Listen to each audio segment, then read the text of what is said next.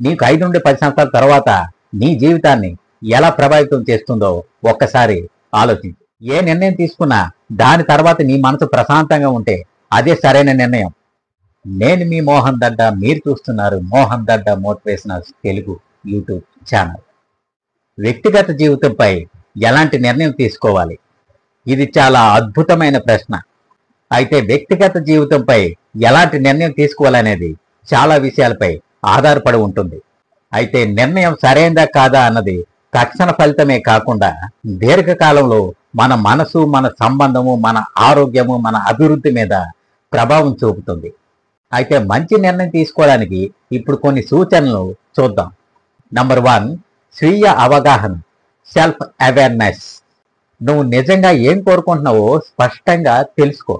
అయితే సమాజము, కుటుంబము, ఇతరుల అభిప్రాయాల కంటే నీ ఆత్మ సంతృప్తి ముఖ్యమని గుర్తుంచుకో. రెండవది, దీర్ఘకాల ప్రభావం, లాంగ్ టర్మ్ ఎఫెక్ట్. అయితే నువ్వు తీసుకున్న నిర్ణయం ఏదైతే ఉంటుందో ఆ నిర్ణయము నీకు 5 నుండి 10 సంవత్సరాల తర్వాత నీ జీవితాన్ని ఎలా ప్రభావితం చేస్తుందో ఒక్కసారి ఆలోచించు. ఎందుకంటే తాత్కాలిక సౌకర్యం కోసం తీసుకున్న నిర్ణయం భవిష్యత్తులో నిన్ను ఇబ్బంది పెట్టకూడదు. ఇక మూడవది, వాల్యూస్ అండ్ ప్రయారిటీస్, అంటే విలువలు మరియు ప్రాధాన్యతలు.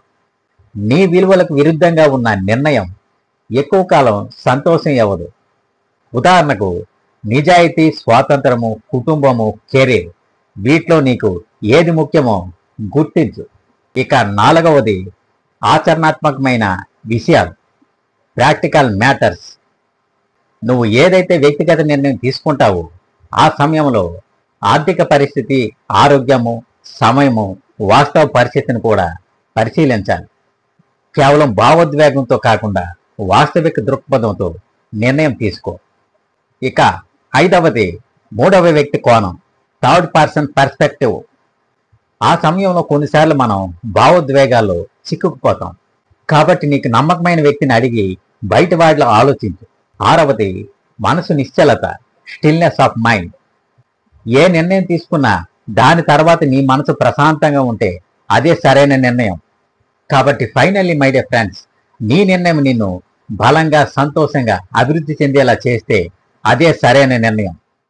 ఈ వీడియో కనుక మీకు నచ్చినట్లయితే లైక్ చేయండి, షేర్ చేయండి, సబ్స్క్రైబ్ చేయడం మాత్రం మర్చిపోకండి.